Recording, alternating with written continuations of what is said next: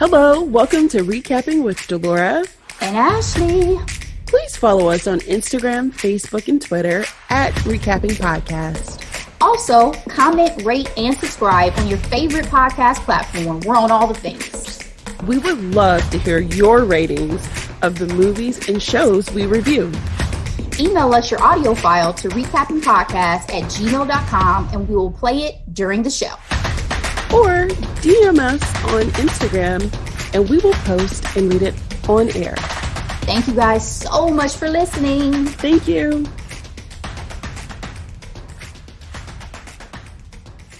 Ashley! Girl, it is a very special day because I know how long you have anticipated this moment. So I'm happy to be here with you on a podcast holiday. That's what I'm going to label it, a podcast holiday. It only comes once a year. The fact that I'm here and you're like, yeah, here we are. No, I just, again, I know the difference between our levels of love. So I want to give you all the shine in this moment because I know that this is your favorite child. And watch me geek out, right? The time has come, Ashley, to recap Shondaland and Netflix original series Bridgerton season 2. Let go. Okay, Ashley. All right, so it's 8 episodes, very much like the first season. Here's a quick summary. During the Regency era in England, 8 close-knit siblings of the powerful Bridgerton family attempt to find love. So this is the summary that is applied to, I'm sure, all the seasons moving forward to help people remember.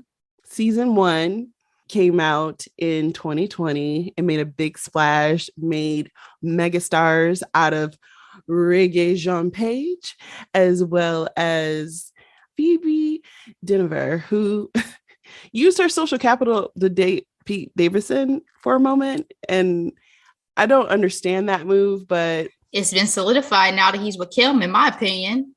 It's been solidified. Touche.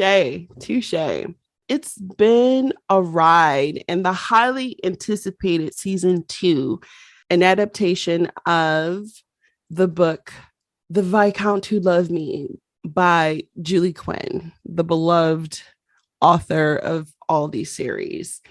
So here are a few cast and crew members. So we have Nicola Colin as Penelope Featherington, Jonathan Bailey as Lord Anthony Bridgerton, Claudia Jessie, Eloise Bridgerton, Luke Thompson as Benedict Bridgerton, the great Julie Andrews as Lady Whistledown, Betsy Carter, Prudence Featherington, Ruth Jimmel as Lady Violet Bridgerton, Luke Newton as Colin Bridgerton, Adjoa Adu as Lady Dunbury, Catherine Drysdale as Genevieve Delacroix, the stunning Simone Ashley as Kate Sharma, Shelley Khan as Lady Mary Sharma, and Kathrija Chardon as Edwina Sharma. I didn't pick everyone from the series just because it is a rather large cast, but everyone did an amazing job. These are just the highlights. So we have Julie Quinn as the novelist, Chris Van Dusen as the showrunner, and I want to give a highlight to some of the newsworthy qualities of season 2. So season 2 sets Netflix opening weekend viewing record. This came out with the Hollywood Reporter March 29th, so only 4 days after its premiere. Bridgerton amassed 193 million hours of viewing time worldwide, making it the highest of any English language Netflix series in its first 3 days. And it also mentioned that season 2 has made it to the top 10 in 92 of 93 countries on Netflix. And the outlier is Japan. So the excitement is real. And the overall reception is still pretty positive. Rotten Tomatoes critics gave season 2 specifically 79%, which is still fresh. And the audience score is at 80%. When it comes to the Google users, I was only able to find the overall rating for Bridgerton, and that's at 95%. I also want to highlight the overall critics' view of season 2. It says, the risque thrill may have faded, but Bridgerton remains a compulsive episode turner in this delightful sophomore season. Ashley, what's your grade for Bridgerton season 2? All right. So I give season 2 a B+. Slower burn than season 1 for sure in terms of the primary romance of the season. And I also wasn't really sure how I'd feel without the Duke's presence because, as we know, so pivotal and so much everything. Object of all of our desires of season 1.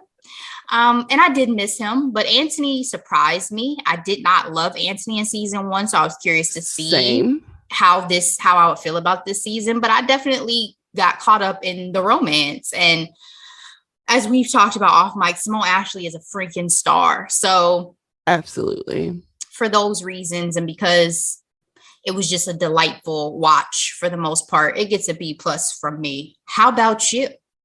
Yes. Season 2 gets an A for me. I know I gave season 1 an A+++++. Season 2 very much gets an A. I have to say, I've watched this show multiple times, more times than what you typically do, which is a 2 viewing situation, to the point where one watch, I only watched all of Cantony scenes. That's Kate and Anthony scenes. Wow. I just fast forward through all the Featherington stuff because who wants them? Who cares? Who cares? Anyway, to your point earlier, yes, slower burn. I was very skeptical coming into season 2 because Anthony, I did not like him at all in season 1. Like, I just felt like he was just all over the place, but then demanded, the respect of being head of household. And it's like, sir, make up your mind, and it's like your sister's life is in your hands and you're really going to give her away to some crusty dude because of what? So I was so pleasantly surprised to see the wonderful Jonathan Bailey, because he is an excellent actor. Okay. Like, I mean, everything from the subtlety in his eyes, the smirk on his smile. Oh, he just did such a phenomenal job. I really did appreciate him and love him in season 2. And to the critics' point, it was an episode turner. Because I was like, how on this green earth are they going to get out of this conundrum? This is a love story. And because of that, we know there's going to be a happy ending. But this is a love triangle I have not seen before. Oh, I've seen it, but it was still messy. Very, very messy. Messy.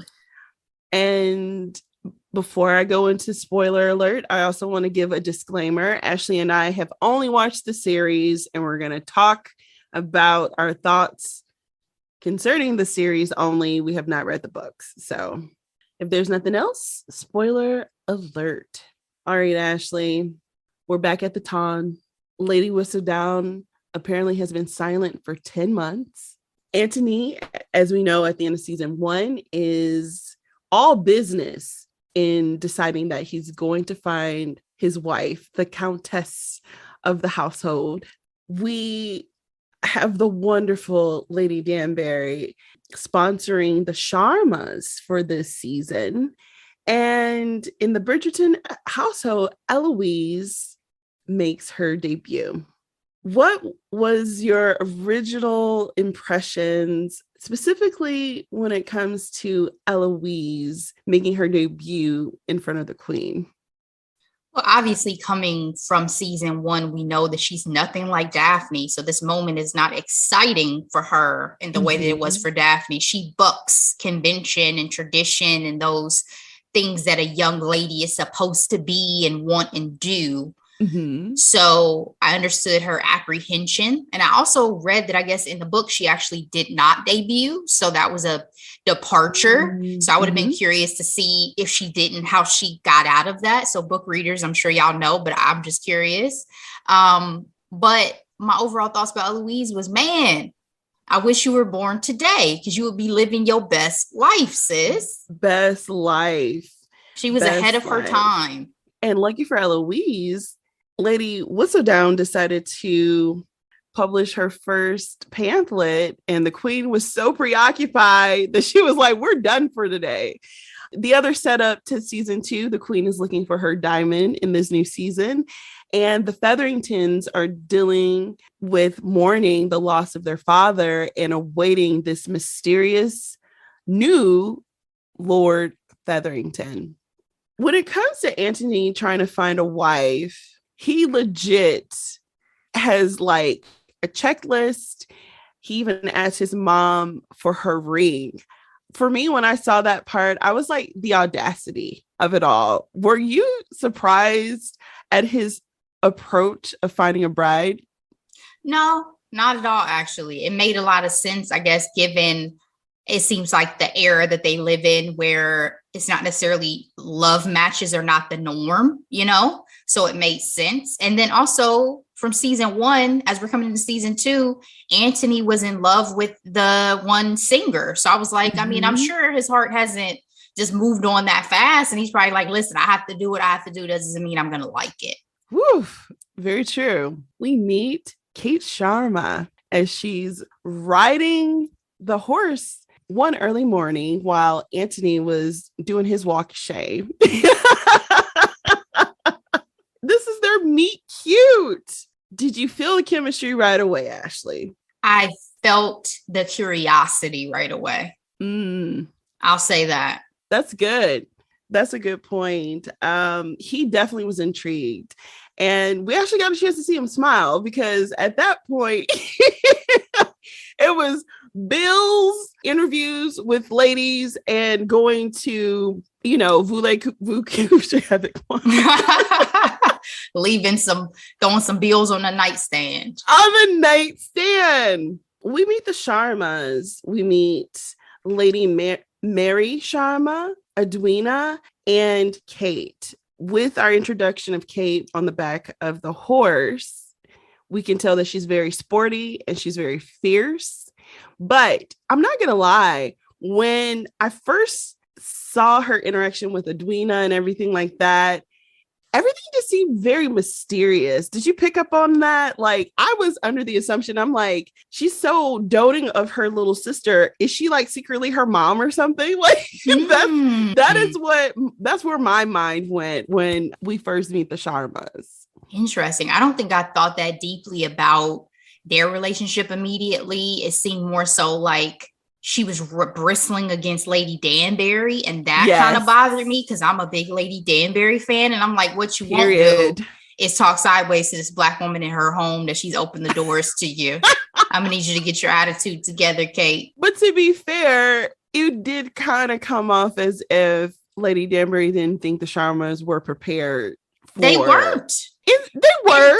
But to a certain extent, I guess I'm saying, like, there's a difference between preparation in terms of knowing what you're expecting from society versus being ingratiated into society. Like Lady Danbury, this is her people. Yeah. She's cool with the Queen. Yes. So at the end of the day, yes, I would still defer to Lady Danbury, even if I feel like I've trained my sister in every possible way that one can be trained. Because I never felt like Lady Danbury was disrespectful about it either. I felt like it was more so made though. But I just feel like it was more so like have wisdom to share. Yes. And there are plenty of people, especially when you're older and you do have wisdom, they're like, no, listen, have a seat for a minute. Let me educate you about the way that this really works, how this world really works. And that's going to come back to bite Kate later too. That yes, she does have that wisdom. That's all I'm saying. Show some respect. It's just what I felt immediately. Especially when you're sleeping under her roof, for sure. Big facts. Big facts. Well, Lady Danbury has the privilege of having the first ball of the season. It goes kind of well. Eloise is not interested in dancing with anyone but hanging out with Penn.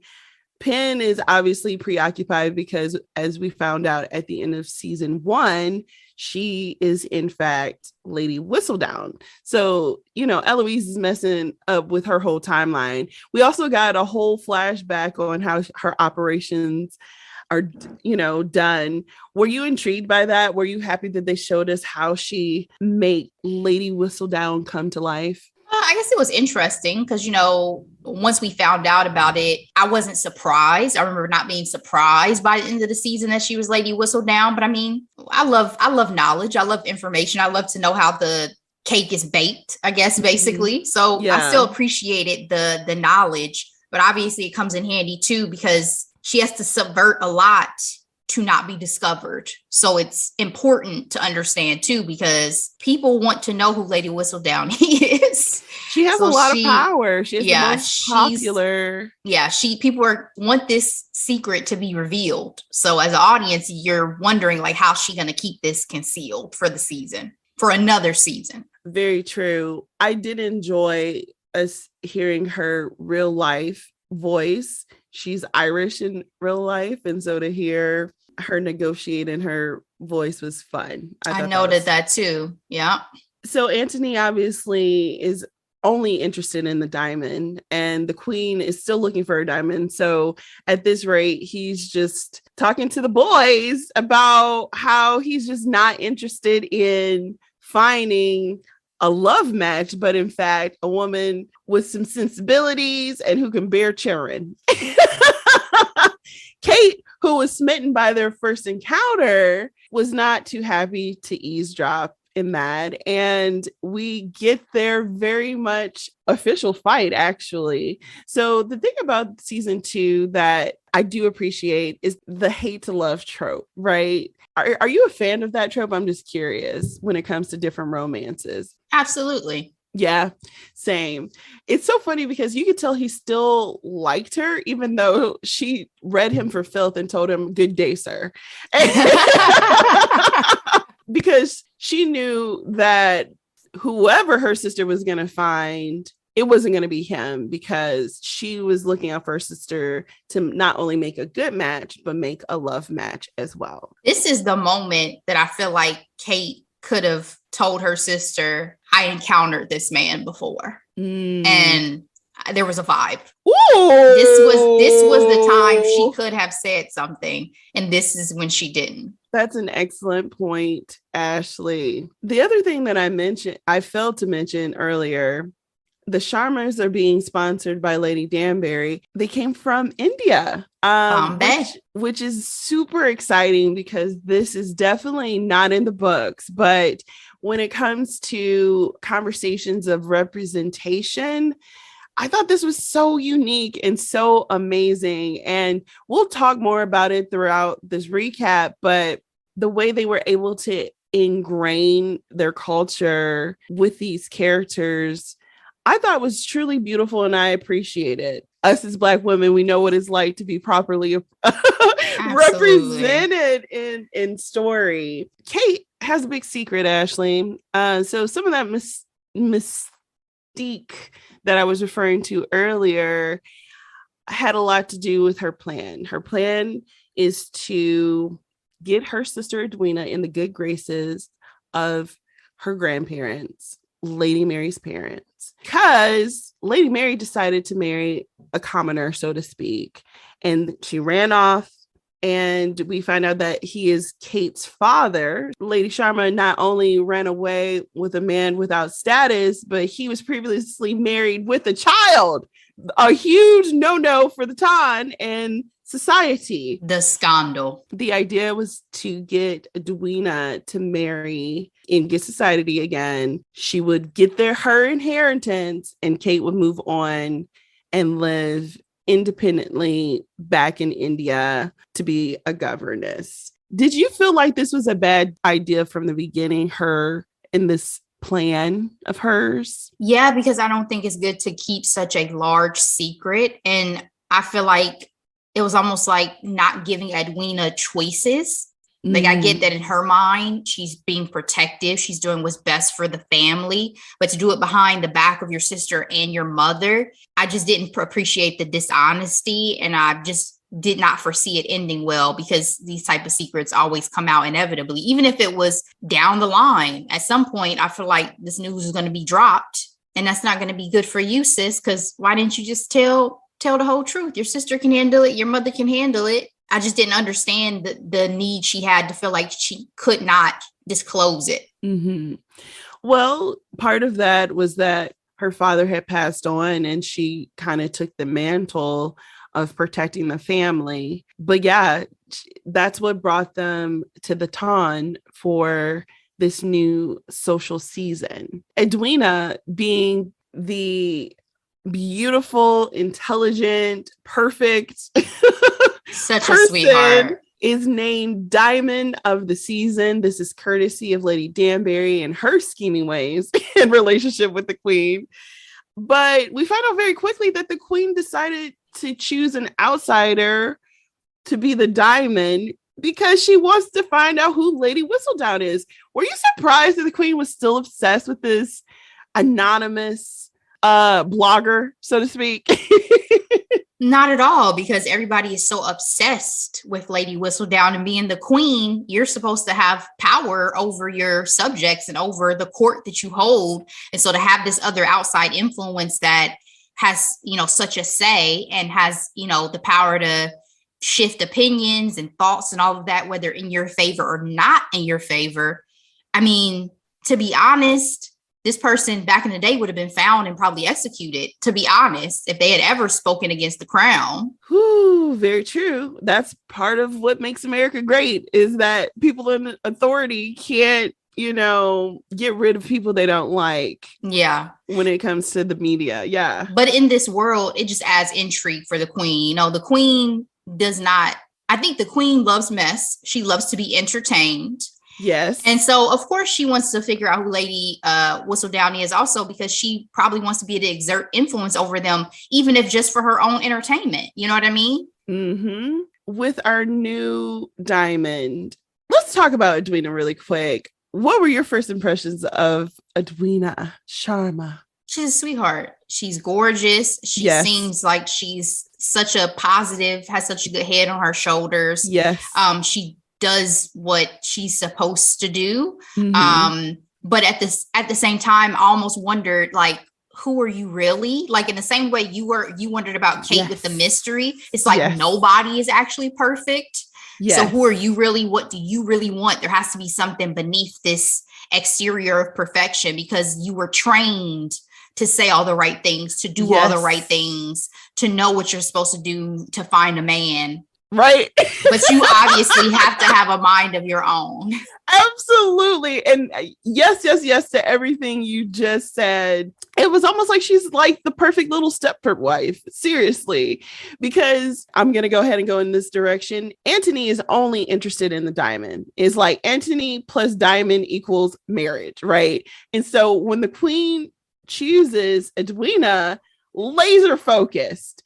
And all the questions that he's been interviewing all the young ladies at the time previously and having them stumped, Edwina is passing with flying colors. Anthony was like, oh, bet this is a shoo-in, so to speak, because he's the most valuable gentleman of this season as well. So that's the thing. This season, I guess, especially coming from season one, it was so interesting at first to realize that he was such an it boy. You know what I mean? Like, even the way that the other men catered to Anthony, I was like, what's happening right now? Since when did he become that thing walking around? It's so funny because the Duke isn't around. Let me geek out for a moment. Okay. So I was like looking up what the hell is a Viscount, right? It's all in this British order or what have you.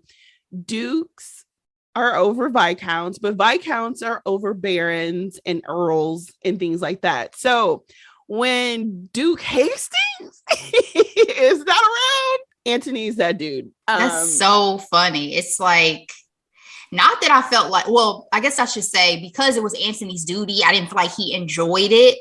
Because, you know, there's certain guys who, once they get in that position, you know, like, oh, now I'm the shining star. Let me swing my dick around. Like, I didn't get that vibe from Anthony. A little bit. I mean, in the sense of like him being able to enjoy it, because I think it was so much about, I'm glad I have this status so that I can get what I want versus I really enjoy this for the sake of just ego. I think that's what I'm trying to say. Like, I never got that for him. It was just about stroking his ego. It was more so about, I'm glad I have this status because you know what I need? I'm going to need that diamond and I'm going to need all of y'all to move over to the side. Yeah, because duty and family, period. That's his only focus. And he starts strongly courting Edwina. So in my favorite scene, the horse racing scene, he's still staring Kate down. I don't know if you picked up on that. But he was very cunning in having Lord Dorset come and turn her attention away so he can slide on in. But I want to say, I really did enjoy Lord Lumley. He was adorable. Okay. The poet. He was adorable. And the one that Kate obviously wanted Edwina to be with. He was adorable. But again, you hopped up a little bit too quick when Anthony came over and suddenly became a little puppy dog for this man. Yes. Oh, once you fed her some tea. Sir, it's your idea. Why don't you get it? But the thing that killed me, and I caught this on my second watch, is didn't he say the ladies could use some refreshments? When he came back, Anthony sure did take that second cup. I said, what the entire hell is going on? He sure did. The audacity. The audacity. That's so funny.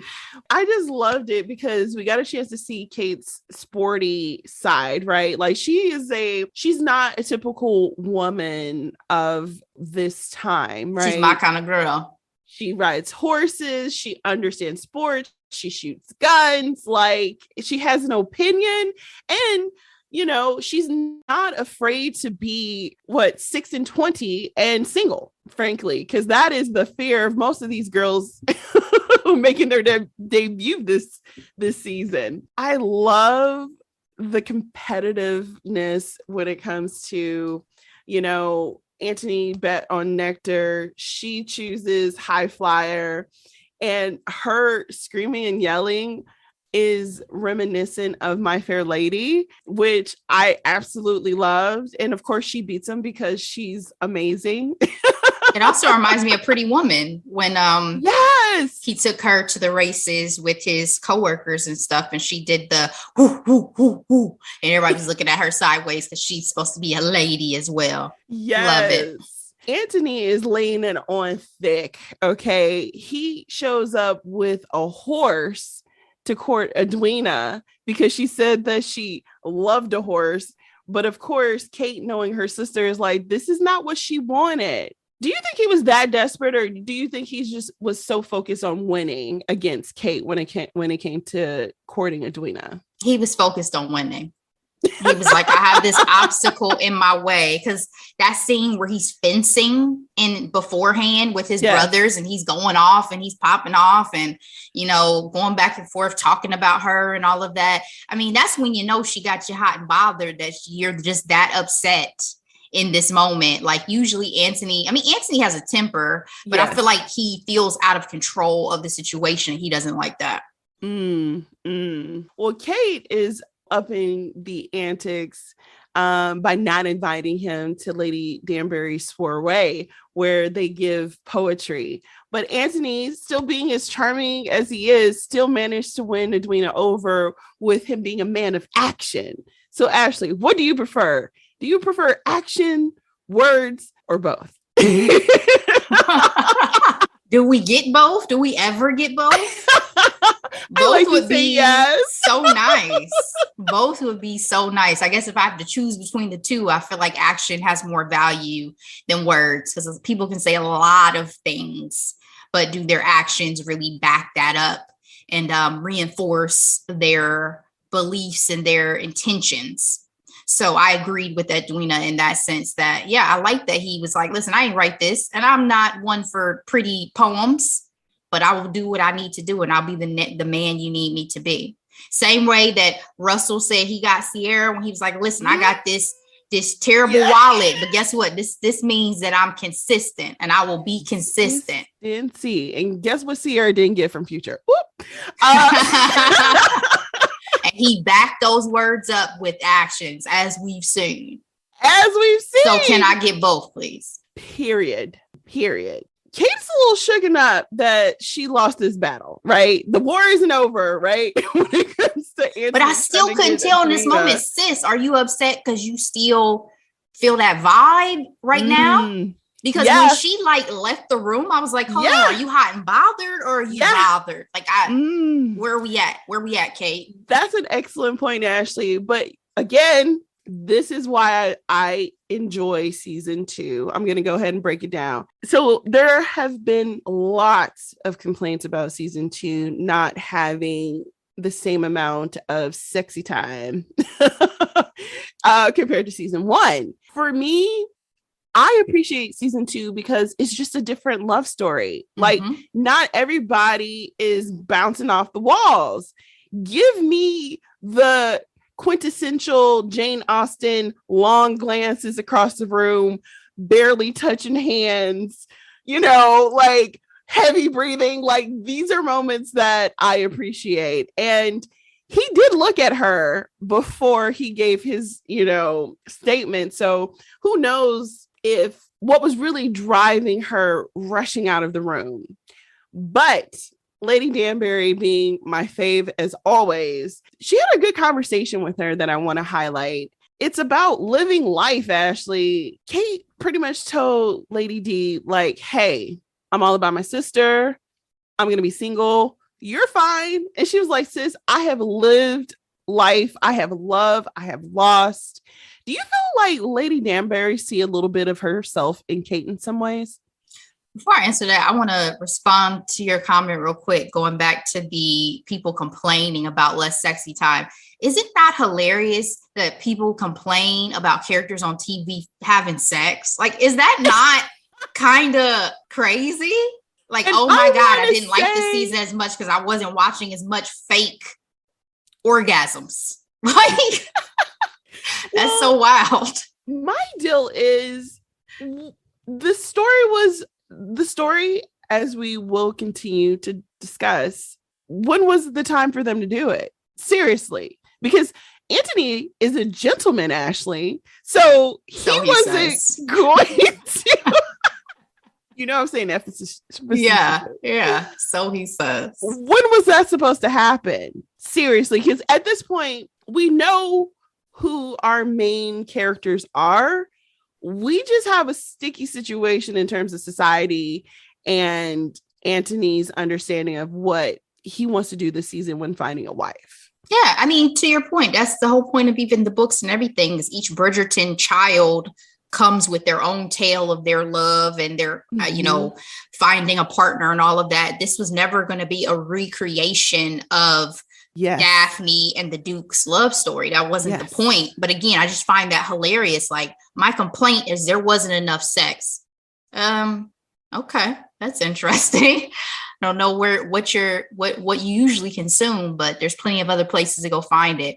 But to your question about, did Lady Danbury see a bit of herself in Kate? Possibly. I mean, I think she respected and appreciates any woman that she sees that has a mind of her own, that is intelligent and can stand on her own 2 feet. And I think there's so much to admire about Kate that I think Lady Danbury in her older age and her wisdom wants to say, listen, you're looking at me as an example of possibly happiness that you'll have in your life, but I've had experiences that allow me to be happy at this point in my life. And I just don't want you to miss out on anything, you know, because you seem so content to possibly go down this path of never, of denying yourself. I think that's the biggest thing for me with Kate is I don't even think Kate is giving herself an opportunity that she deserves. She just sees it as, well, my place in life now is to look after my family and X, Y, and Z. But are you going to regret that? Are you going to come to, you know, almost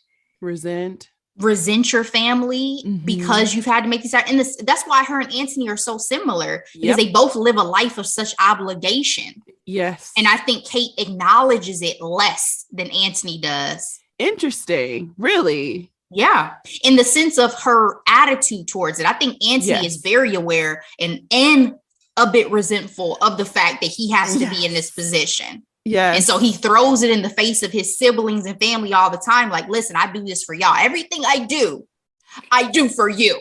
Okay. And in some ways, I get it, because that's what parents do, right? But he ain't nobody's daddy yet. And he ain't nobody's daddy. That's why his siblings just be looking at him like, okay. But he is Lord Bridgerton, and he is responsible for a lot. He is. And that, I think, is what makes season 2 what it was for me in terms of my change of attitude towards Anthony. I always appreciate once we get the magnifying glass on somebody and we get to see their history. We get to see what makes them tick. We get to see what put them in the position that they're in. And so once you get to it about how he inevitably had to take over the household, I felt nothing but empathy for Anthony. Absolutely. Absolutely. Anthony is seriously courting Edwina to the point where he invites her to his ancestral home, Aubrey Hall. It's also a big deal because that's where the ring is. We get a flashback, and, you know, Recap Nation, if you don't know this, I love a really good flashback. We see Anthony hunting with his father, and we see what actually impacted his father's death, and that was a bee sting. I know I talked about this at the end of our part 1 and part 2 Bridgerton recap. Please check that out. I'll have the links in the show notes for season 1. You see how quickly Anthony was pushed to being the man of the house in all things, what to do with the body. You know, where's the keys? We're moving your room because this is your room now. Deciding what to do with his mother, who is in labor, like Ashley. He was a young man during this time. Like, it was a lot, and he had no one to comfort him. How did this make you feel? It just made me really sad. I just want to know your thoughts on this. Yeah, like I said, I had nothing but empathy having these flashbacks and having understanding. Like, he didn't even get a second to mourn his father before his mother is yelling at him to not let the kids see his father like this. Yeah. And the idea that his father, as he goes on to say, was like his favorite person, somebody he revered so much, somebody he looked up to so much, to not even have a moment of grief, of real grief for yourself without immediately feeling that weight. It made me really sad for Anthony. But again, it also helped you to understand why Anthony now is the way that he is and why the pressures that he feels cause him to behave the way that he does. Like, yes. First of all, I felt really sad about the lack of education about that bee sting and about the allergy. That really saddened me because I'm like, dang, where's the EpiPen? Right. This is a different era of time. Y'all would not understand that this is an allergy that you could easily keep him alive. I mean, it was so devastating. And I think with Anthony in season 1, I really just thought he was reckless. I really just thought that he was out here living his best life. Yes. And so I think it also gives you a moment of pause. Like, I know these are just shows and movies we talk about on here, guys, but a lot of times these things give me time to pause and reflect and think about how easy it is to judge people in real life without really understanding the circumstances behind their actions. Yeah. And I think Anthony is one of those people. So I appreciated it. Whew, well said. Well said. I want to talk a little bit about Anthony's relationship with his mom. I think it's interesting because we are in, these Regency times and the women do not have much say. There's always this push and pull when it comes to him interacting with his mom, because he's Lord Bridgerton, right?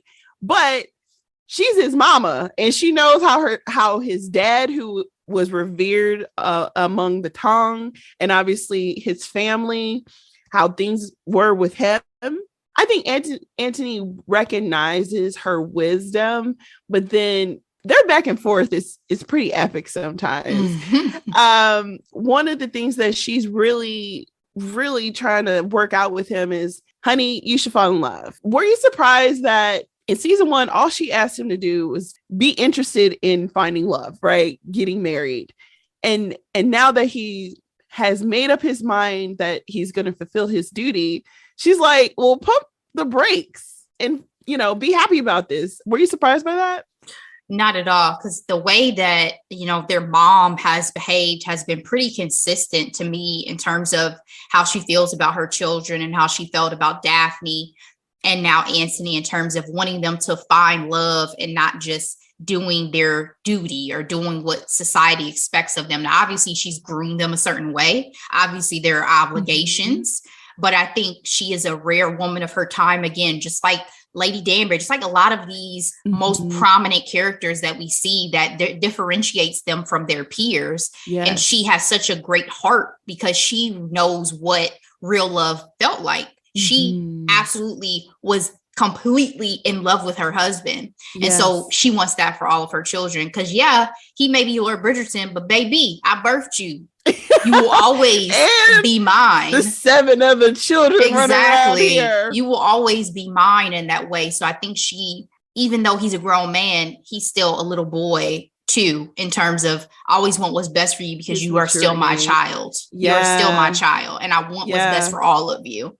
And who wants to see their child unhappy? I think one of the quotes I always love to hear is like, parents are only as happy as their unhappiest child. Yes. Yes. Good parents anyway. Yeah. The whole, like, you're only as strong as your weakest link. Also that same type of idea. I also going to put a wrench in this. She was essentially useless after the death of her husband, the great love of her life. And Anthony felt alone in picking up the pieces. Do you feel like that impacts their push and pull relationship as well? I'm sure it does, because I'm sure he wished that she had been stronger, but she inevitably wishes she had been stronger as well. Yeah. And so I think it's important to have those conversations. Do you think she feels a little bit of guilt with how she behaved? And that's why when they have their push and pull, she sometimes just let him be. Yes, because she says it later on in the season. I don't want to jump ahead of you, but she says later on about how she feels and about her regrets about how she handled the situation. But again, it was the absolute love of her life. That's not something you can ever prepare for. He was cut down at such a young age in such an unexpected, devastating way. And she was pregnant. Whew. Also, the conversation that happened in Aubrey Hall, you also understand that he doesn't want to be the cause of someone's great grief.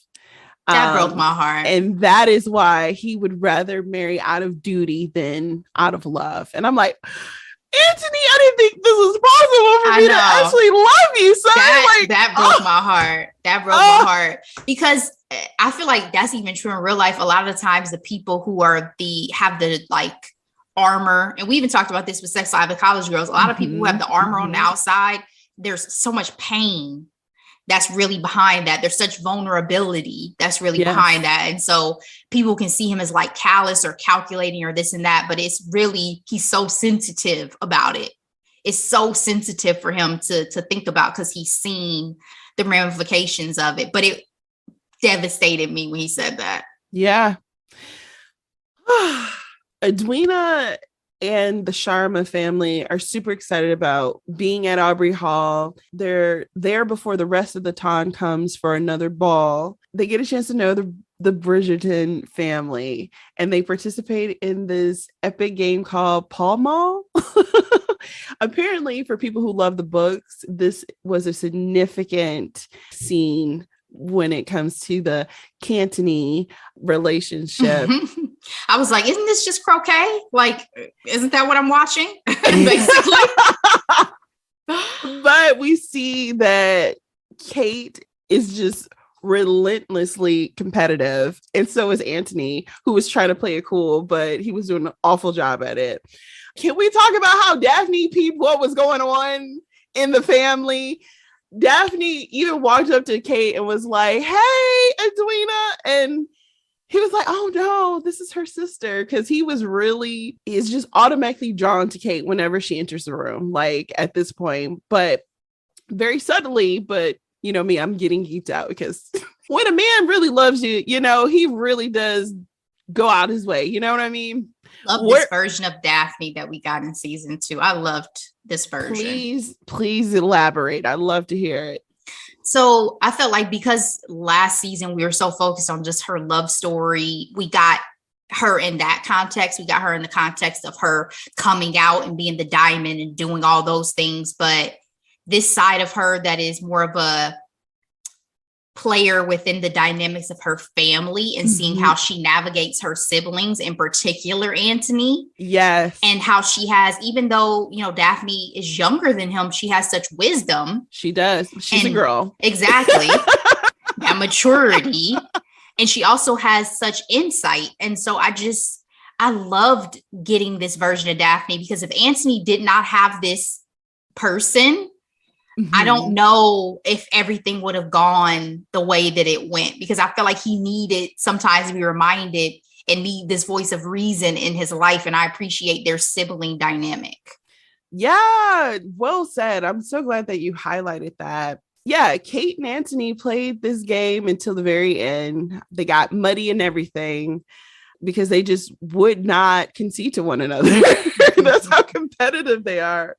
And of course, Anthony did not play along after the balls were near his dad's final resting place. All right, I'm going to switch it up a little bit and talk about some of the other people.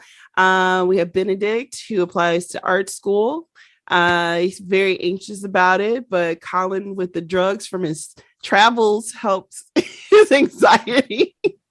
Colin just got back from traveling to Greece and he can't stop saying very interesting words of places that he's been. I'm being really silly, but you know, it came off a bit pretentious, don't you think? I mean, I think we, just as much as everybody else, was like, okay, good for you. Colin, though, claims that he was over Miss Thompson, but we find out that is not the case because Eloise informs him that she lives nearby. He pays a visit, and apparently now Lady Crane married a man very similar to Colin, who is now raising her twins. I wonder if she ever gets tired telling people to grow the F up, because we got that grow the F up speech with Penelope season 1, and she apparently had to give the same verse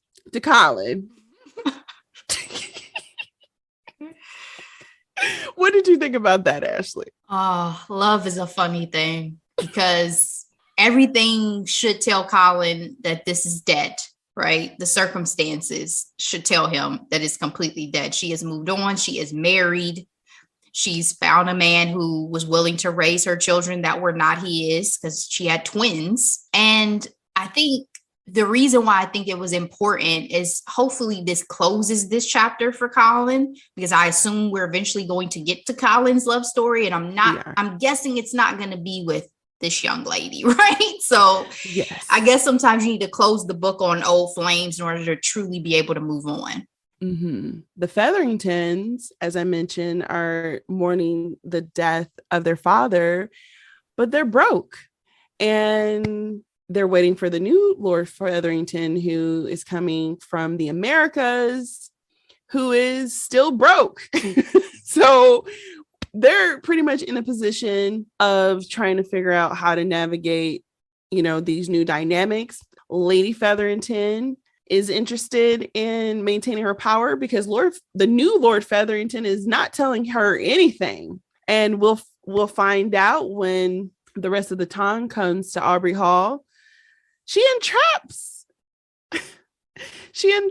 the new Lord Featherington with Prudence, who is like, I'm marrying cousin Jack. And again, they find out that they're still broke.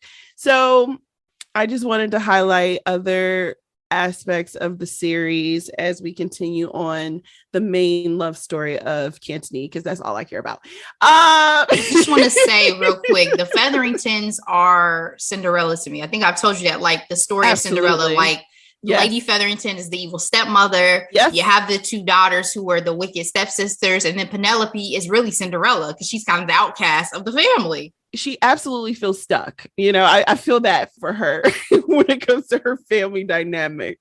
There's a lot of pressure for Antony to propose because you do not bring this prospect all the way to your ancestral home just to be like, don't tell anybody I lost today. Edwina is heartbroken and Kate is kind of relieved. Some of the aspect of the Indian culture I'm going to highlight here. So when I saw this, I absolutely loved it. So there was hair oiling going on here, as well as the representation of darker skinned South Asian women. I really, really appreciated that and noticed that right away when they showed even the previews to this season. And the other piece I wanted to highlight was Kate's love of chai tea, which is TT technically, but the stain of English tea and how she whips it up with her own spices and things.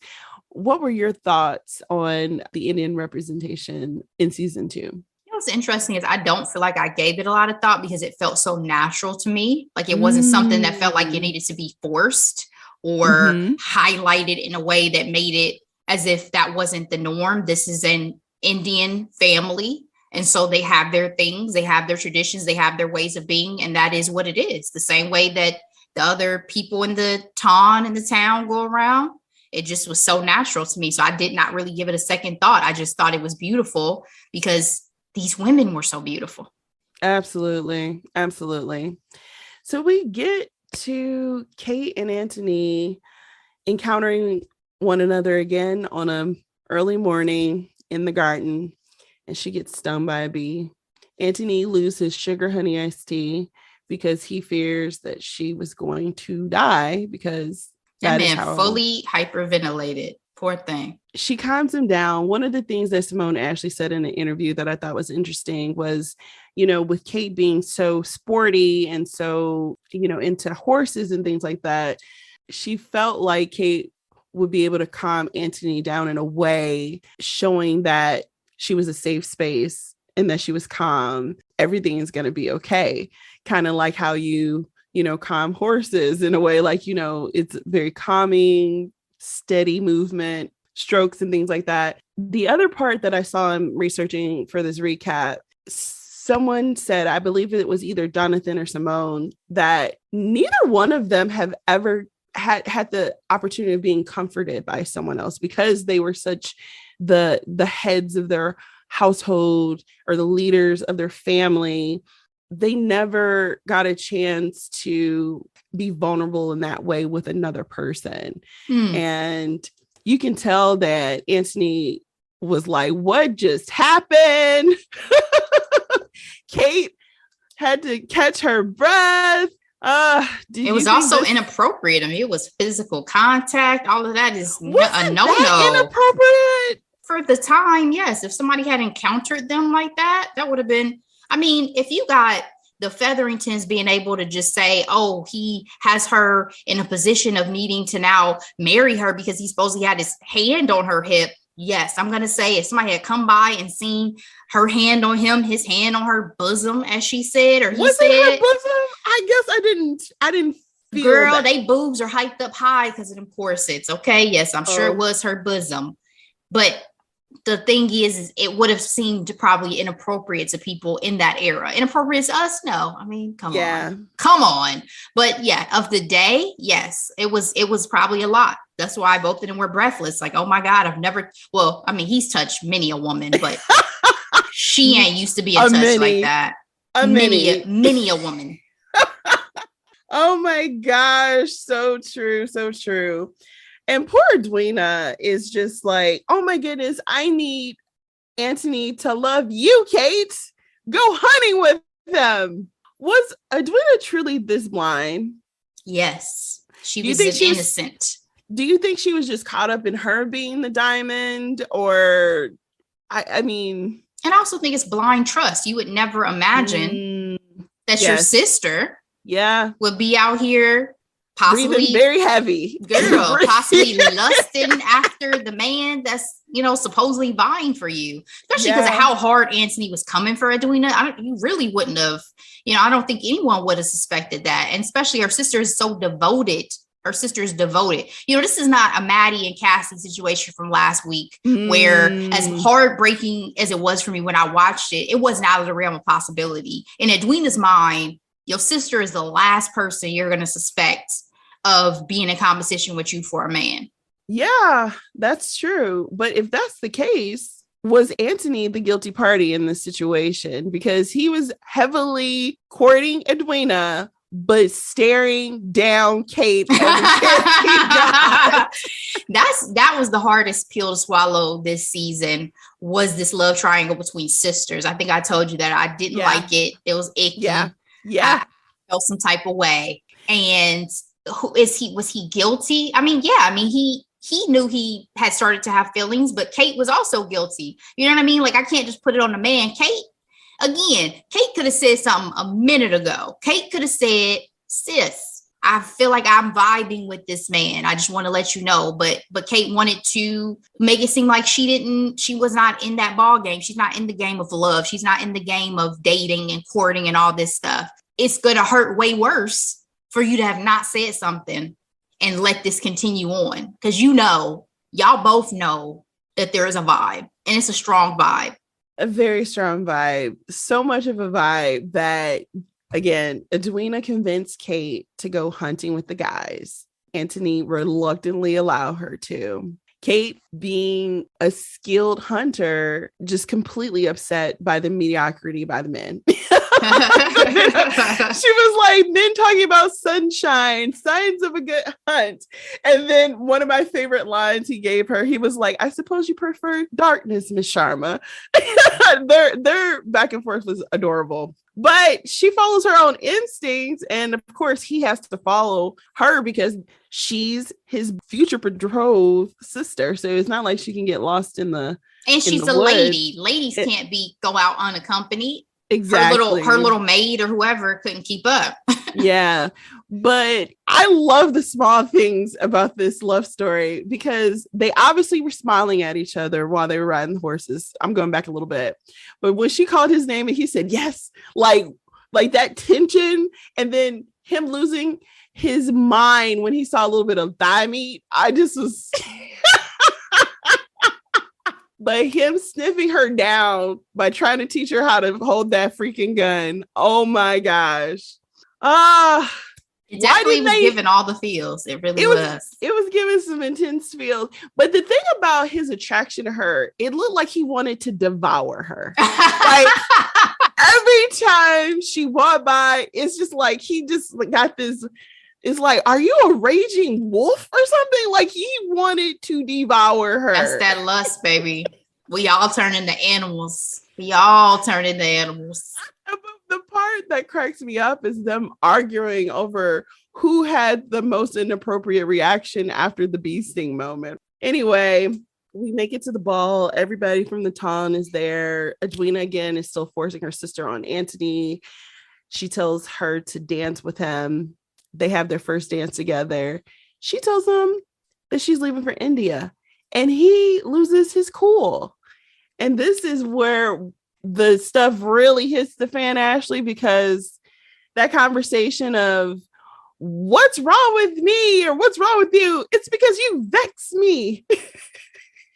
Her face when she says that cracks me up a lot. I don't know why, but it was like she was having a difficult time saying that. But he walked up to her and asked her, tell me you feel nothing. He whispered it in her ear. He whispered it in her ear. My head is exploding right now because I am just like, yo. He is forgetting that he's a gentleman at this moment, Ashley. Well, it was still such a level of restraint because we know these days there is none. So I Zero. still looked at it from that perspective of like, okay, y'all got some restraint because somebody would have been getting their clothes ripped off today. But Ashley, they didn't get a chance to because Daphne walked in on them. I felt like this was very reminiscent of season 1 and what happened in the gardens between the Duke and Daphne and, of course, Anthony. Granted, it went a completely different direction, dealing with a duel and all. Ridiculous. But one of my favorite lines is when Daphne is like, what's going on? And he was like, she's so aggravating. Like, he really could not understand this. All he understood was the hatred. But do you think ultimately he was just in denial of his true feelings about her? Yes, because nobody that you don't care about riles you up that much, because the opposite of love is not hate, it's indifference. So the fact that you supposedly have such passion about her is a problem. Ooh. Well, Daphne, to your point, had that sisterly conversation with him and was like, yo, if you love her, you know, what are you doing courting her sister? If you're going to be engaged with somebody you actually want to be with. And he goes out and proposes to Edwina. Were you surprised by this? That, like, with that conversation he had with Daphne, he had two. He had the one after she immediately, walked in on them. And then she had another one when she talked about what love is. Were you surprised that he was like, oh, I know exactly what I need to do, and just walked right past Kate and proposed to Edwina? I wasn't surprised. I was disappointed though, because he had the moment before at the dinner table with everybody where he seemingly was going to propose and thought better of it. And so I had hoped that in doing so, the series wasn't going to allow it to get this far. Because again, I don't like this dynamic between sisters. And now there have been multiple moments between him and Kate. Like, there's no denying that there's feelings here. So let's stop playing these games. And Edwina is too sweet to have to be a casualty of this. Exactly. And I didn't even talk about them running into each other in the library in her nightgown. Yeah, that's where he was able to really tell her why he freaked out about the bee sting. So yeah, too many private encounters with Kate to be like, oh, well, I need to marry Edwina. But I wasn't surprised, because at the end of the day, he still was very much resolute in not marrying for love, and in fact, marrying for duty. Part of what kept my binging of this series is, how the heck are we supposed to get to Kate and Anthony? Because the queen is now involved in these nuptials, so much so that she is saying, I'm hosting it, I'm picking out the flowers, the drinks, and all the things. I mean, exactly. Like, and Kate is sitting there losing her sugar honey iced tea. He's walking in the pinky Grays. Again, another callback to season 1, which I still love. I didn't know how this show was gonna end at all. We got Kate trying on Edwina's ring, which I could have told you was an awful idea. Again, him rubbing on her fingers while she's trying that on. But this is the big one right here. Him being jealous.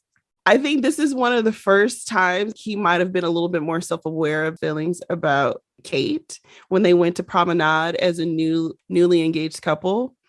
He stares Mr. Mr. Dorset and Kate down to the point where he's criticizing this man on how to tie a knot. Like, what is going on here, Ashley? Worse than that, again, he asserts himself as being King Dingaling and steps up to escort her out the boat. I was like, hold up, bruh. Like, y'all dudes, y'all other men need to like physically move him out of y'all way, because I don't know who told y'all that he was head honcho right now, but I'm not appreciating it. Like, I feel like that was so rude. And that's your little friend too. Like, I get it. You right here, you engaged to my sister. This is your friend. And yet you take it upon yourself to come in the midst of our little date around the lake. Yeah. And not only insert yourself into it, but then get pushed into the water, get dripping wet, and got everybody lusting after you. Like, I couldn't with Anthony in this scene. I was like, you're doing too much. Doing too much. You doing That's too what you much. get. That's what you get. And then got little Edwina, who ain't never seen nothing in her life, looking at you like that. Sit down somewhere, Anthony. Sit down.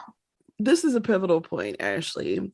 The Sheffields have come in town because they heard that their little granddaughter is getting engaged to a stand-up family in society, the Bridgertons.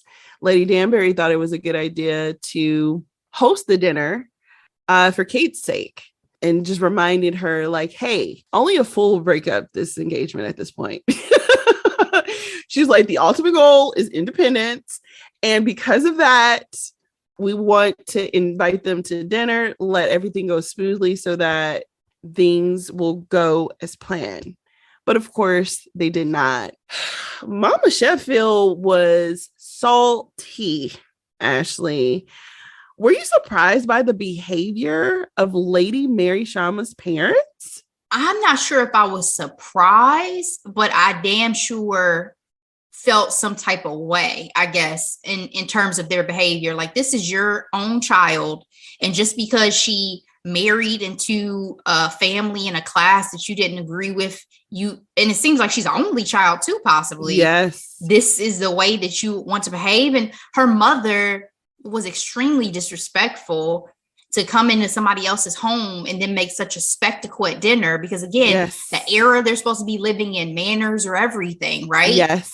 And so I don't know if I was surprised, but I felt some type of way, because I was like, you wasn't missing nothing all these years. You ain't had your parents around, in my opinion. It was probably for the best.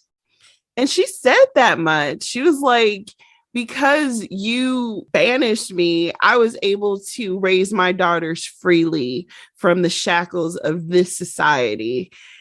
Kate's plan blew up in her face because the Sheffields brought up the money. The Bridgertons were definitely not happy. I don't think I've ever seen Lady Bridgerton upset in my life the way she was. Mm-hmm. She wanted nothing to do with Lady Danbury. And then, Anthony did what I thought needed to be done, being the man of the hour, so to speak, to just speak up for the Sharma women, which I greatly appreciated. But I'm not going to lie, I did not know what his intentions were in terms of the status of the engagement after hearing such news. Yeah. Did you question that? Yeah, because I didn't know if he blamed Edwina at all. I didn't know if he fully understood that, it was Kate who really had kind of kept this secret from everybody before that conversation that they inevitably had. So I definitely couldn't tell. And I mean, he don't want to marry her anyway. Let's be honest. Like, this is a good excuse. This is a good time to be like, oh no, y'all lied to me. We're pulling out. We're taking our respectable family on away from y'all because y'all are over here on some other shenanigans trying to entrap me. So.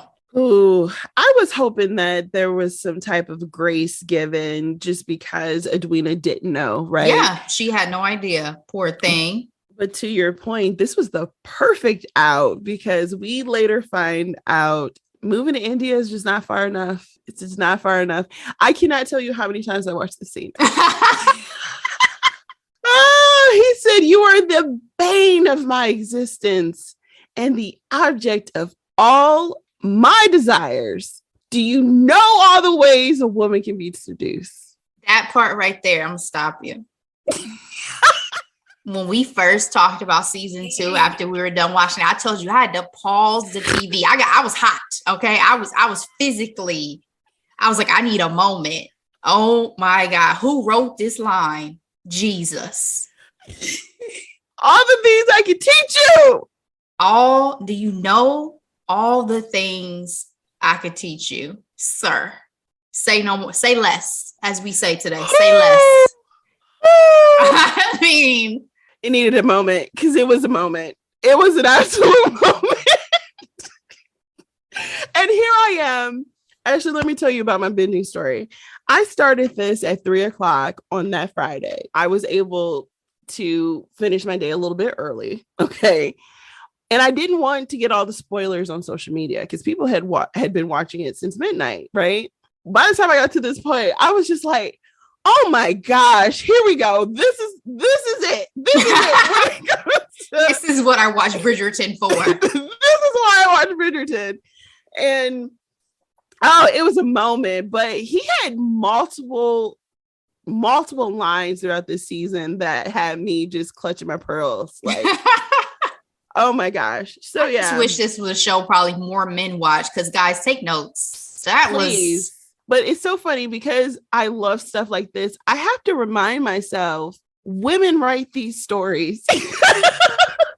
Well, in this case, Chris was a part of the writing on this too. He is. Yeah. But this is based off of Julia's novel. Yeah, Julia's books. But the dialogue in that moment was definitely top-notch seduction. Again, reminding her that he's a gentleman. And he's like, do you want me to have my dignity weighing in the balance our whole lives? Because one day it will fall. I know. He said, wait until my last shred of dignity snaps. And I'm like, so imagine somebody wanting me that bad that it's just a countdown on the clock till they just can't stand it no more. Listen, guys. Woo. Okay. Take notes, gentlemen. Take notes.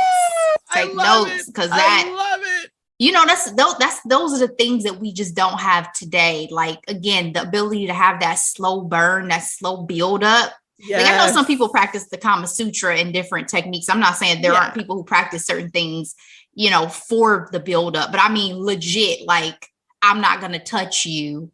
I'm not going to go there with you. Man, it's hot. That's wanted to devour her. It's hot. So this fiasco put a major wrench on the engagement. It took Kate and Anthony meeting in private to discuss what he should do. Kate, out of the love of her sister, out of Edwina telling her that she is in fact in love with Anthony, wants to marry him. Why wouldn't she want to marry him after him, you know, standing up for her?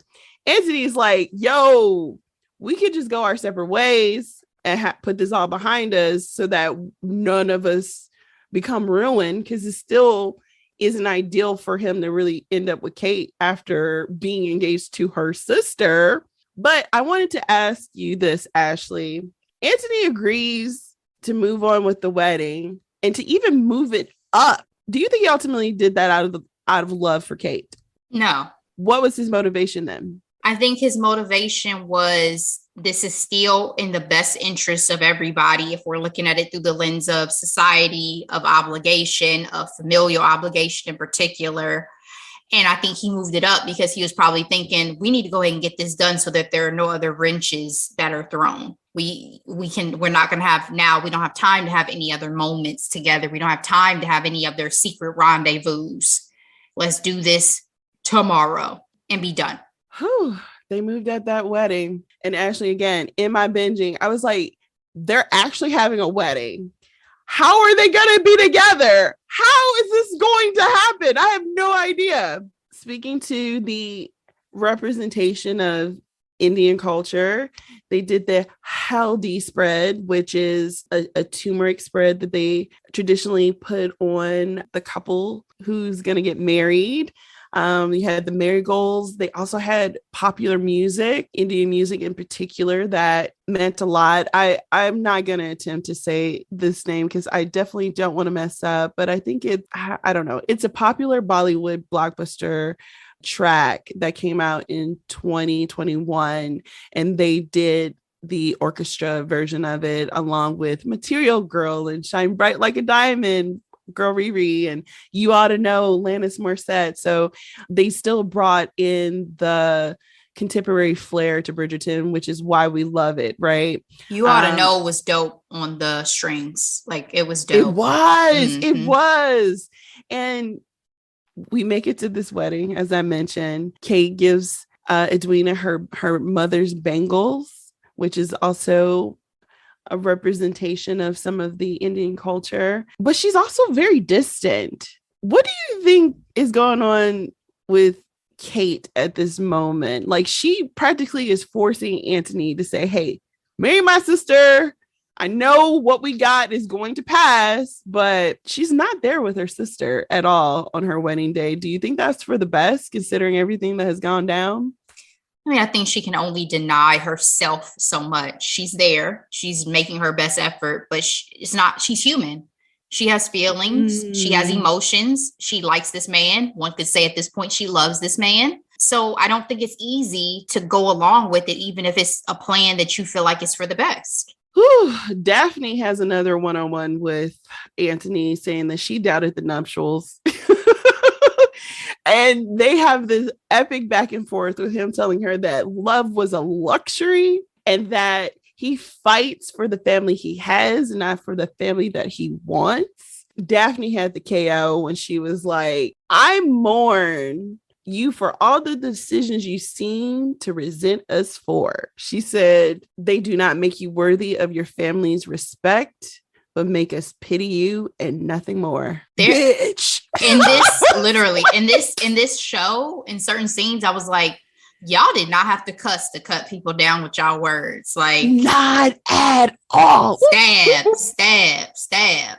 Damn. I had to pause after that because I was like, Daphne just read him for filth. Yeah, she did. And he couldn't do nothing about it. Couldn't do not a damn thing about it. Speaking of popular music, the wedding party walks down to Harry Styles' Sign of the Time. Anthony is on the freaking altar daydreaming about another woman. I thought that was cruel at this point. It should have never made it here. That's why it should have never gotten this far. It should have never made it this far. And when that bangle fell and he was like, allow me, and held her hand and that gaze, Edwina was like, nah. I thought Edwina was about to pass out for a second. I would not have blamed her because she was just telling her mom and sister the insecurity she felt that he doesn't look at her in any kind of way, like any kind of longing. But Edwina had her moment in this episode because she was like Dracarys to all of this. Okay. She ran off that altar. She didn't care that the queen was present or anything. She told Kate about herself and how she felt like she was being lied to this whole entire time. The mom was upset that she was in the dark. Lady Bridgerton got the 411 from Daphne. My question to you, Ashley, is Kate the bad guy? That's a complicated question because, again, I think Kate was doing what she felt like she had to do, what she was supposed to do. But don't all villains? But no, because in denying, it's almost like Kate, the reason why it got this far is because Kate did not have one could say the courage, but also maybe it was the self-awareness to ask for what she really wanted. I think she had thought those things were no longer within her reach. And so because of that, it got to this point. But I always say this, intention is everything to me. And Kate's intention was never villainous. That's why she's not the villain to me. Her intention was never to hurt her sister. But Edwina is not hearing any of it. And Edwina was entitled to her rage. Edwina was entitled to feel the way that she felt, both at Anthony and at Kate, for sure. Fully entitled. I wouldn't have appreciated it. I don't know how it would have gone down with my sister, but at least Edwina kept it above board and just gave her a few words here and there. I'll say that because it could have went a different way. It could have went a different way. Absolutely. You know who else was taking some L's? Lady Danbury, because she not only had Lady Bridgerton pissed at her, the queen said, you can get some of this heat too. She was like, you were the one that convinced me to consider the Sharmas this season. And now my royal wedding is up in the air. And of course, the queen is thinking about what is Lady Whistledown going to say about it. Oh my goodness. Shifting gears really quick. Eloise has been still searching for Lady Whistledown as well. And in the process, she met the young boy Theo. They have a connection. She's crushing for the very first time. He's a man that respects her radical thoughts. She keeps sneaking away to spend time with him. This time during her brother's wedding, when the queen's people were on high alert, they catch her running off, talking to him. There was no way Eloise would have been able to learn this lesson sooner other than having her actions catch up to her. That's my stats. What do you think? Yeah, but also I liked Theo, and I liked you did. Her. I did like Theo, and I liked this ability for Eloise to possibly see a life for herself that maybe she wasn't gonna find in anybody else in the town and in polite society, or however one wants to say it. So I enjoyed this dynamic between the two of them, and to me, it was a shame that because again, the era that they were in and all of that, it was problematic. I hear you. It's not that I didn't like Theo. I just felt like it was a bit of a dead end because of her family and society and things along those lines. She may be another Mary Sharma. She may say, listen, true, I hear y'all, but I'm going to live my best life and do what's best for me. And if anybody would do that, it's Eloise. Excellent point. Excellent point. Edwina confronts both Anthony and Kate and pretty much told them that I am going to make my decision. I'm not going to be influenced by neither one of you because you're not giving me what I need.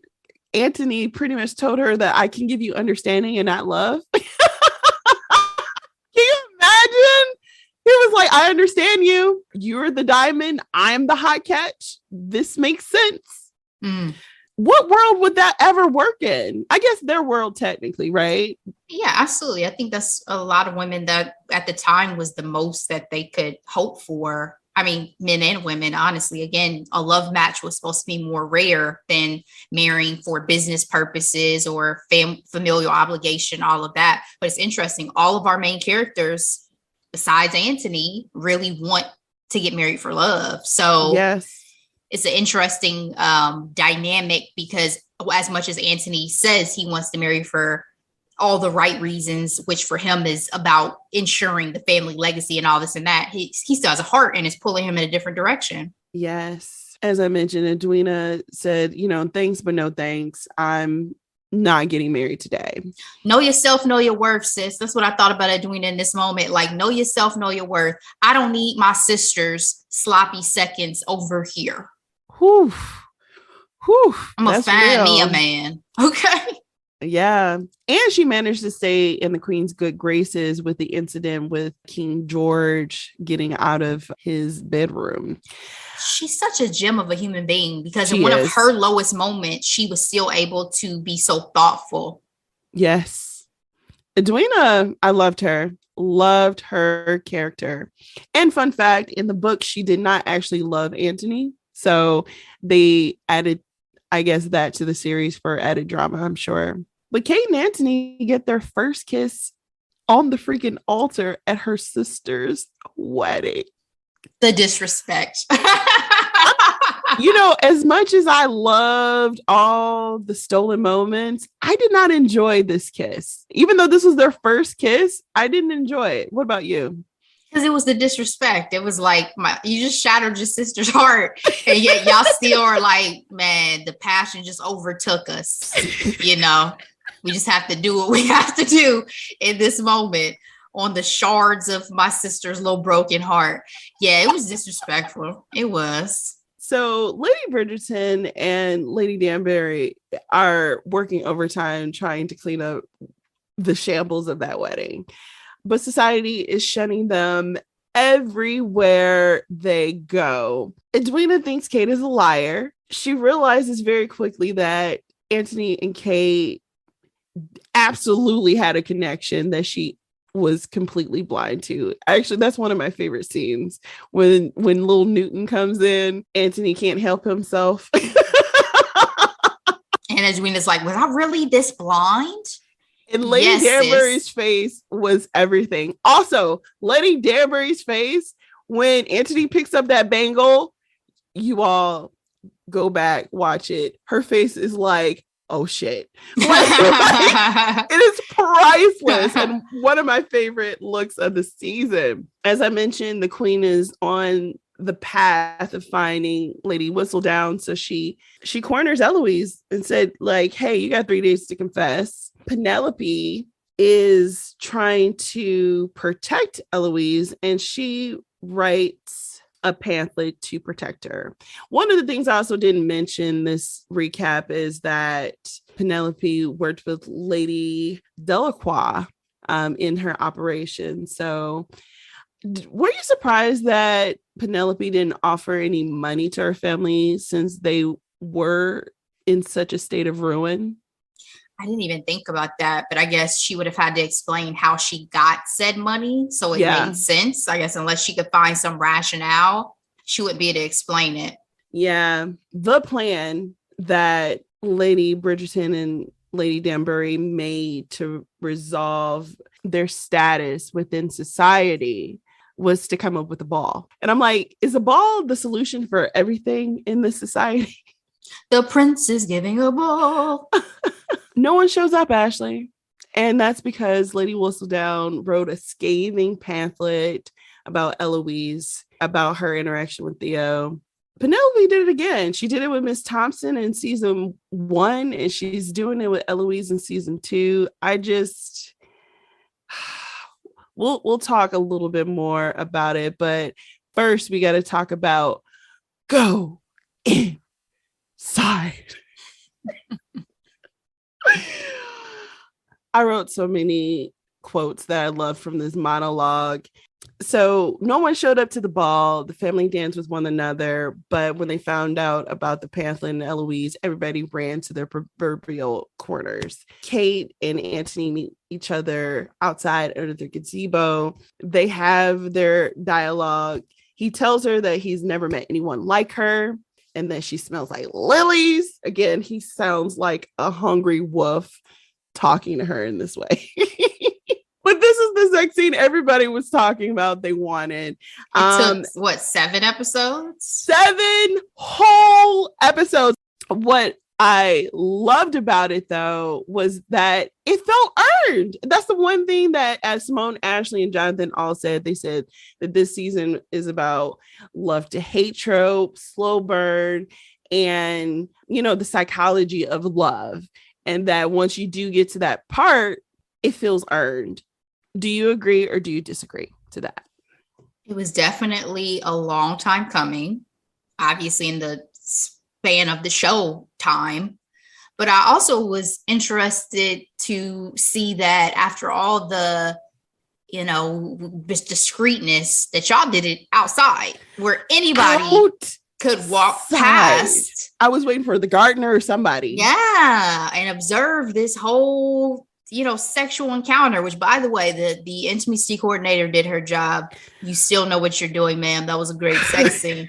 But there was a lot of generosity that I appreciated in this encounter. I'll say that. Yes, it was earned, but I also was curious now, like, you didn't taken her virginity. What does this mean? Well, Jonathan said in an interview that he felt like in Anthony's mind, when he said, aren't we going to do something for ourselves? He was like, if we're going to go all the way, I'm marrying her. And we do see that the very next day, she left him high and dry outside.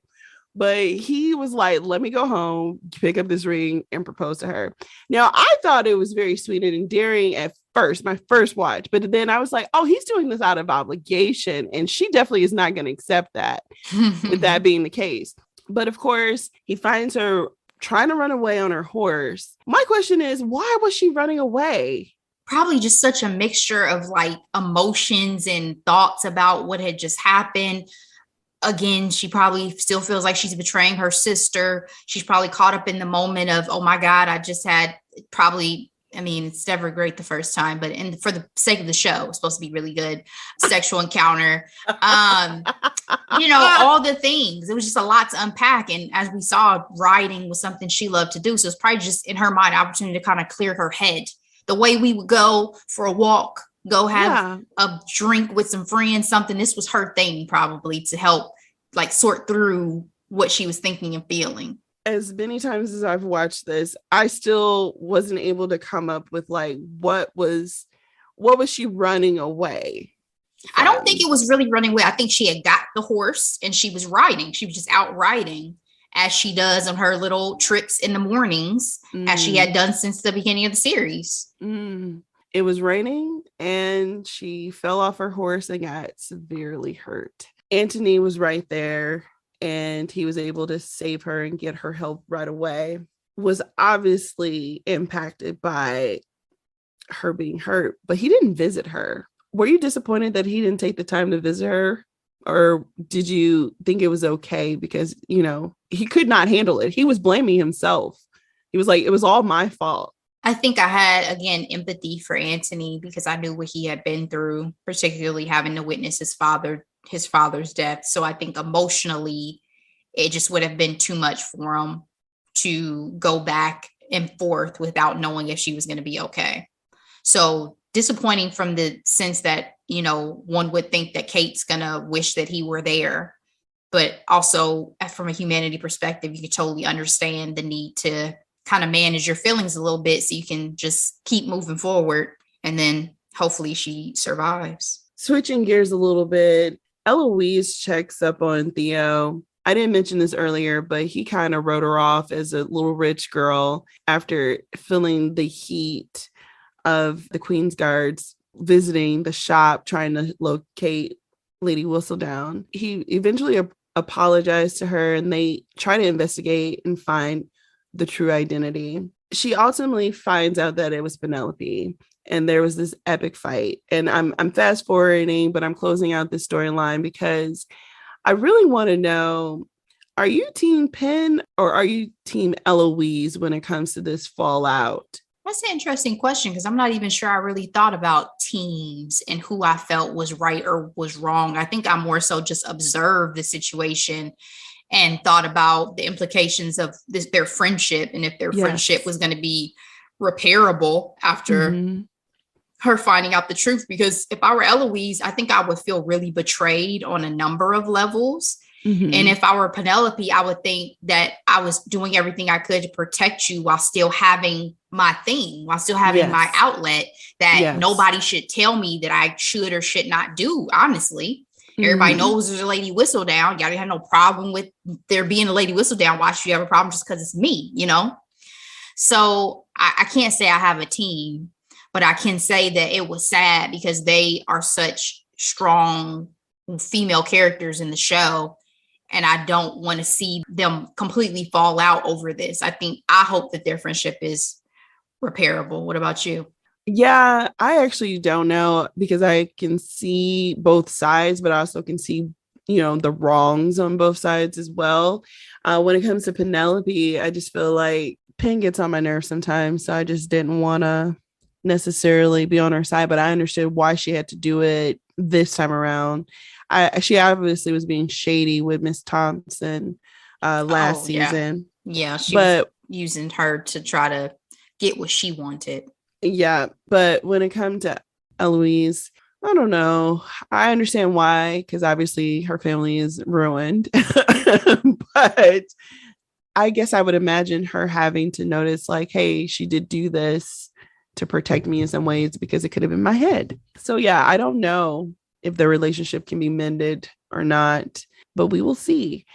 Another storyline closing up, Lady Featherington. She hosted her ball. They added the Bridgertons to the scheme of trying to get these people's money so they won't be broke, but knowing that they were selling essentially snake oil to the town. And she's also enjoying her capital, her social capital, which I don't know, made her come off like that evil stuff's mother you talked about earlier, Ashley. Mm-hmm.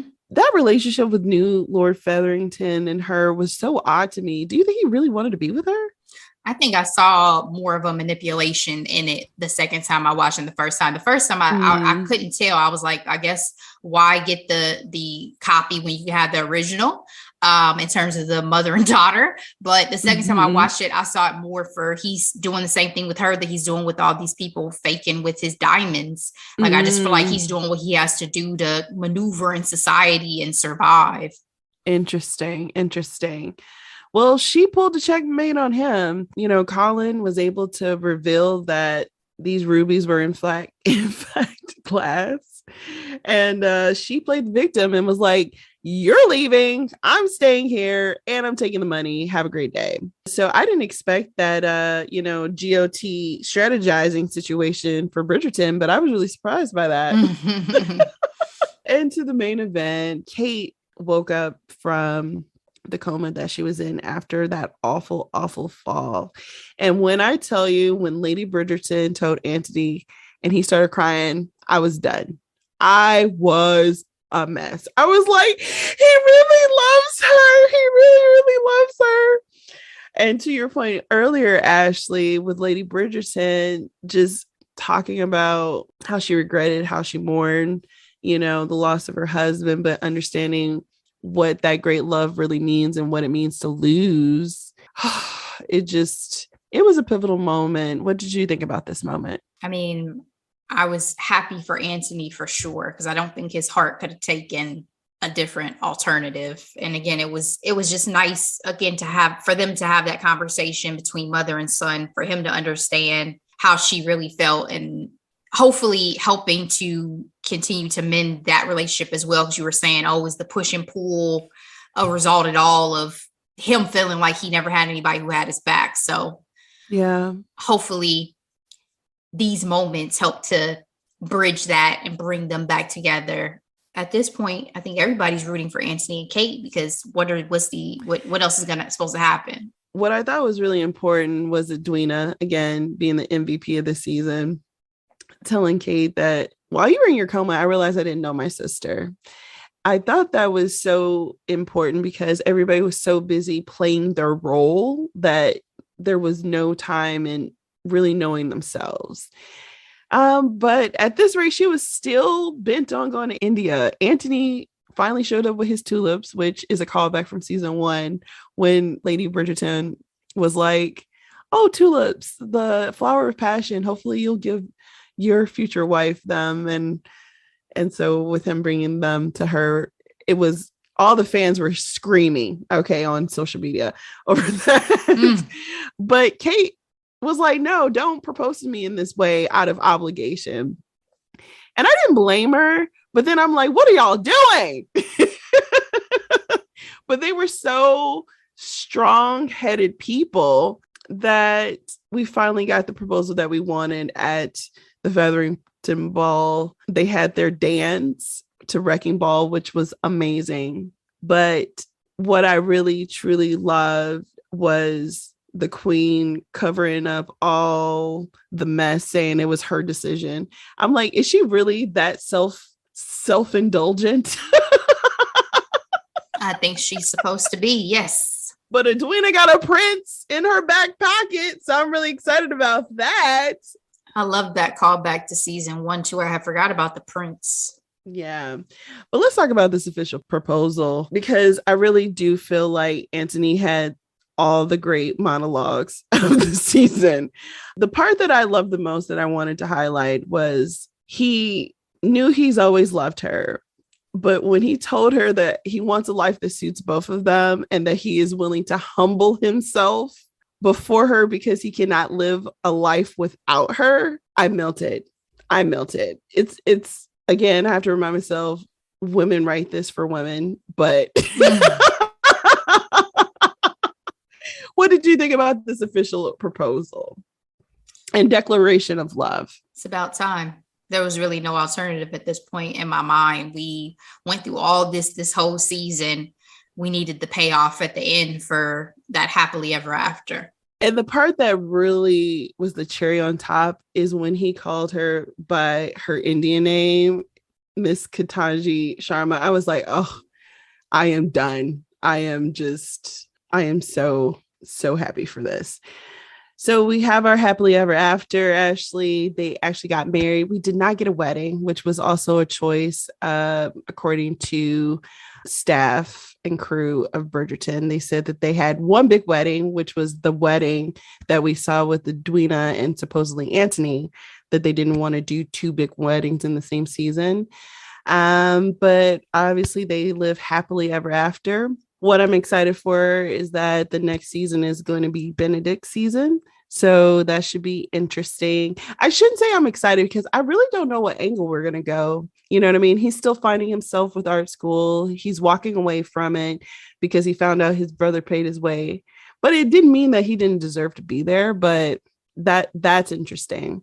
And then the other part that I wanted to highlight is the showrunner, Chris Van Dusen, is stepping down. He pretty much said it was just about time. The new season will be headed by Jess Brownell, would be the new showrunner for season 3. He has been a part of Shondaland and worked on Grey's Anatomy and Scandal.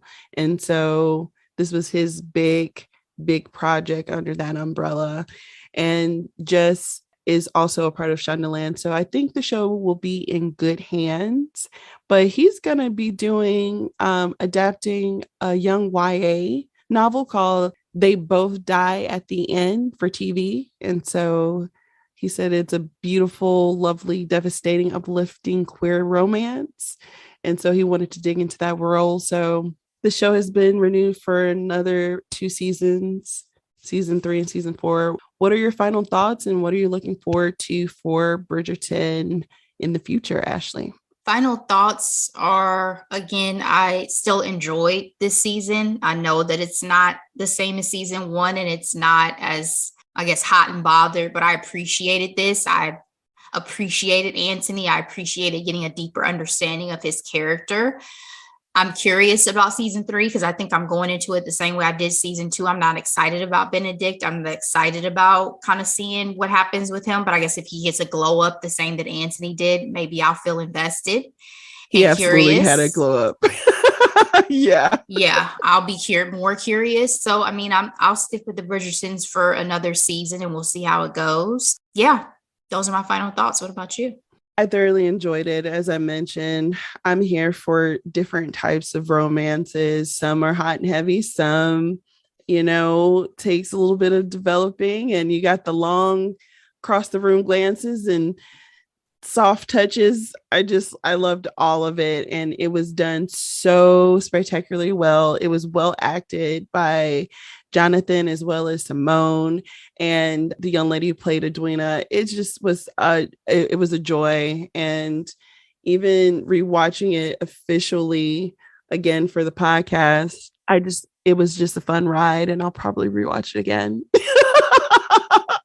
So if there's nothing else, time for hidden gems. Ashley, what do you have this week? I have 2 hidden gems this week. My first one I watched called All the Old Knives on Amazon Prime. Is a film starring Chris Pine and Tandy Newton. I don't want to give too much away about it. It's a love story, but at the same time, there's a lot more going on in it and a lot more nuance, particularly because they both kind of work for the government. And so there's a lot of history between the two of them that we're kind of getting in this film. And at first I wasn't sure if I was going to put it in as a hidden gem because I enjoyed it, but it was very emotional in certain ways. So you guys check it out and you feel free to let me know what you think. All the Old Knives on Amazon Prime. And then my second one is Julia. This is a series on HBO Max. It's really the story of the beginning of Julia Child's groundbreaking television series, cooking series. New episodes are dropping weekly. It's a slow build up just to kind of better understand the world and the way that things existed before she started her series, the conflicts and the obstacles she came up against, even within her own marriage. And I enjoy it. The only other really Julia Child's depiction I've seen is in Julie and Julia. So to get more of a history, I'm finding to be interesting. So that's my second hidden gem, Julia on HBO Max. What about you, Delora? All right, I have several. So the first is a social media account called Black Girls in Starbucks. I don't know if you're like me and you try to find things to drink at Starbucks and you get the stuff straight off the menu and you're not happy with it. That has happened to me far too many times. I've even tried to mix it up on my own. But then I realized, oh my goodness, there's social media accounts that are dedicated to tried and true fan favorites. And this social media account is one of them. I have recently tried what is known to be the Winnie the Pooh Shasti. I'm saying that wrong, but it is an iced chai tea latte with extra caramel drizzle, a pump of honey blend, and sweet cream cold foam. All you asked for a grande in the venti cup. When I tell you, it was delicious. It was like the first sip, I was like, oh my goodness, they ain't never lied. So fun social media account. Try it out. They have all types of different blended coffee, tea drinks that are worth checking out. My second hidden gem is not quite a hidden gem because she is a very popular artist, Chloe, and her new single, Treat Me. The video was a lot. I'm not going to lie. However, the song is bop. I am out here ready for warm weather and playing this song and shaking my booty. Okay. So a lot of fun. The song is entirely too short, but I just want to give a shout out to that single. Another hidden gem, Black Pumas and their song Colors. It is their most popular song. Their actual album, Black Pumas, really, really good. If you want some old school rock and roll situation, it is something to just listen to. You'll definitely enjoy it. And then my final is the lovely Simone Ashley, her interview with Tamron Hall. It was just really cool to see her in the flesh. Fun fact, I first saw her on Sex Education. She has since confirmed that she will not be returning to that series because she says that she's a Bridgerton girl now. And she has confirmed that she will be in season 3. So I'm excited to see her as Lady Bridgerton, the Viscountess of the house. Bridgerton is a moment and is a lot shorter than our very first recap of it. So Ashley, thank you so much for the wonderful conversation and the time. And that's all I got. Of course, guys. Thank you so much for sticking with us as always. We appreciate you. Please check us out on social media at reCappin Podcast. We will see you next time. Bye.